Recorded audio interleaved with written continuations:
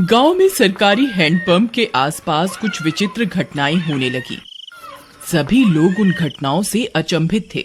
अरे दीदी, का तुम रात सुने रही? ये हैंडपंपवा खुदे चलत रहा। राती 12 बजे भला कौन पानी भरे आई? हमें तो बहुत डर लागत बा।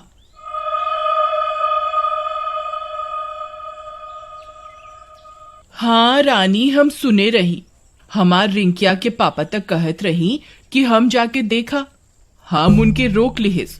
कौन जाने का बला हुई। फिर उसी रात फिर से 12 बजते ही वह हैंडपंप खुद से चलने लगा।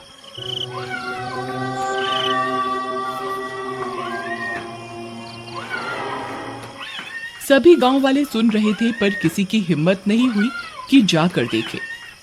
फिर सुबह होने पर, अरे मीना दीदी, चला हो, हैंडपंपवा पर पानी भरे के। हमें अकेले जाते डर लागत बा। फिर वे दोनों हैंडपंप पर जाती हैं। वहां पहुंचकर उनकी आंख फटी की फटी रह जाती है।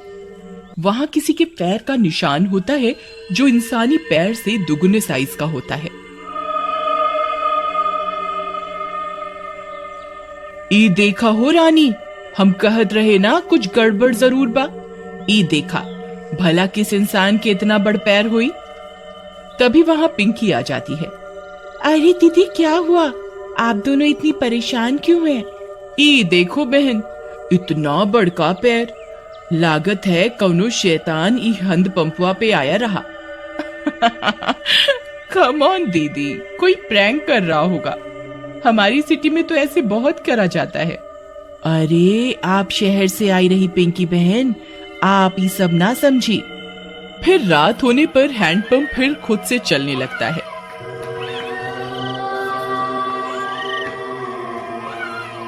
मम्मी, मैं जा रही हूँ हैंडपंप के पास। मैं अभी सबक सिखाती हूँ इस नमूने को।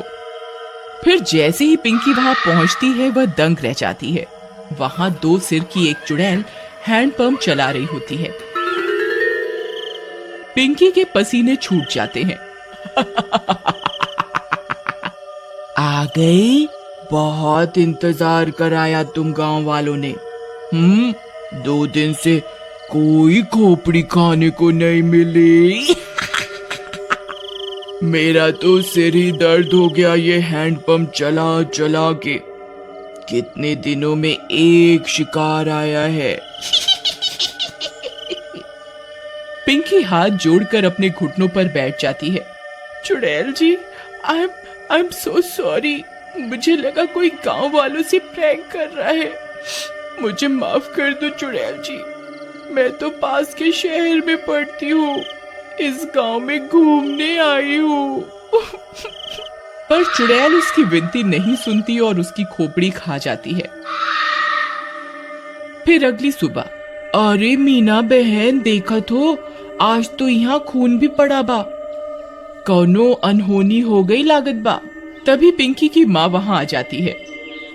अरे कल रात से मेरी पिंकी घर नहीं आई। वो रात इस नल पर आई थी। ये खून कैसा पड़ा है? कहीं ये मेरी पिंकी का तो नहीं?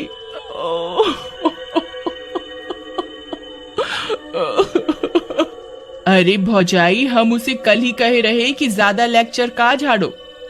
लगता है उसके साथ कुछ गलत हुई गवा। थोड़ी देर में झाड़ियों में उन्हें पिंकी की सिर कटी लाश दिखती है।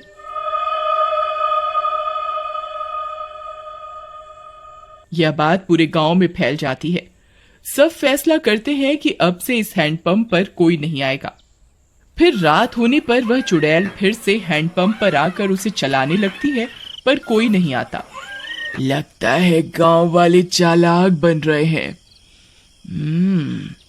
इनको किसी और तरकीब से बुलाना होगा, नहीं तो हम भूखी मर जाएंगी। हाँ, पर करें क्या? रुक जा मेरे जुड़वा सिर, अभी तुझे किसी खोपड़ी का स्वाद चखवाती हूँ। फिर वह चुड़ैल पिंकी के घर के पास पहुंच जाती है। वहां जाकर चुड़ैल पिंकी की आवाज में उसकी माँ को आवाज देती है। मम्मी, मम्मी, दरवाजा खोलो मम्मी। मम्मी। पिंकी की आवाज सुन उसकी माँ झट से दरवाजा खोलती है। वह बाहर चुड़ैल को देख पिंकी की माँ कांपने लगती है। पिंकी, ये तुझे क्या हुआ? चुड़ैल की एक खोपड़ी अपनी लंबी जीभ से पिंकी की माँ को जकड़ लेती है। मैं कोई पिंकी विंकी नहीं। तेरी पिंकी तो कब की हजम भी हो गई होगी। अब तू मेरा खाना बनेगी मूर्ख औरत। फिर चुड़ैल उसकी खोपड़ी काट कर निकाल लेती है और उसे खा जाती है।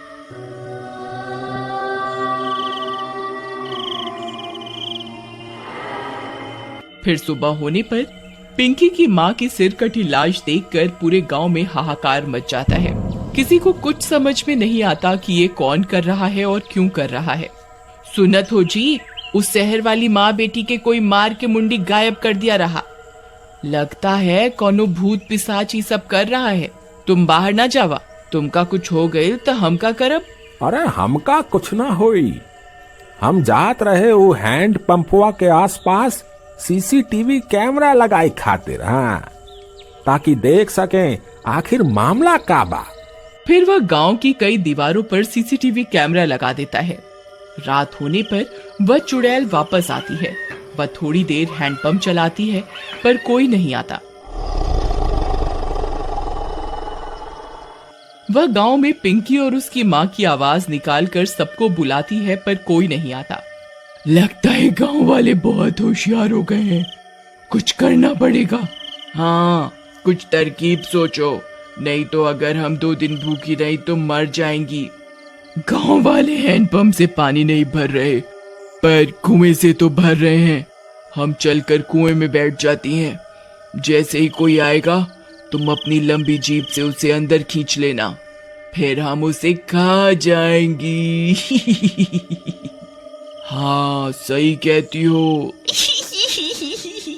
फिर वह चुड़ैल कुएं में जाकर छिप जाती है।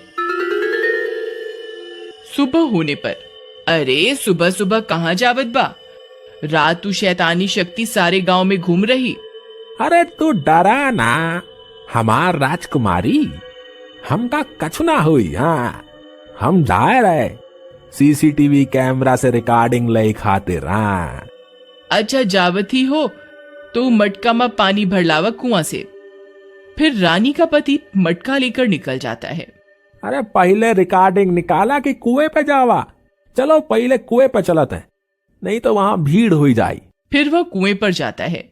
जैसे ही वह कुएं में अपना घड़ा डालता है, चुड़ैल का सिर अपनी जीभ से लपेट कर उसे अंदर खींच लेता है। वह कुछ बोल भी नहीं पाता और चुड़ैल उसकी खोपड़ी खा जाती है।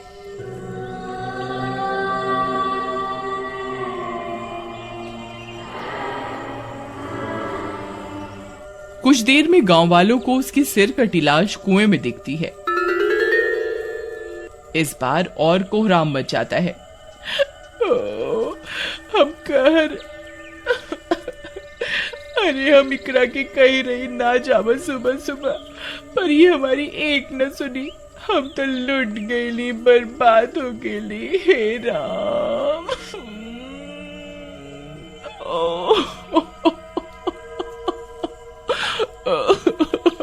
पर तुहार पति सुबह सुबह आया क्या करने रहा? फिर रानी ने बताया कि उसके पति ने सीसीटीवी कैमरे लगाए थे गांव में, जिससे यह पता चल सके कि आखिर मामला क्या है।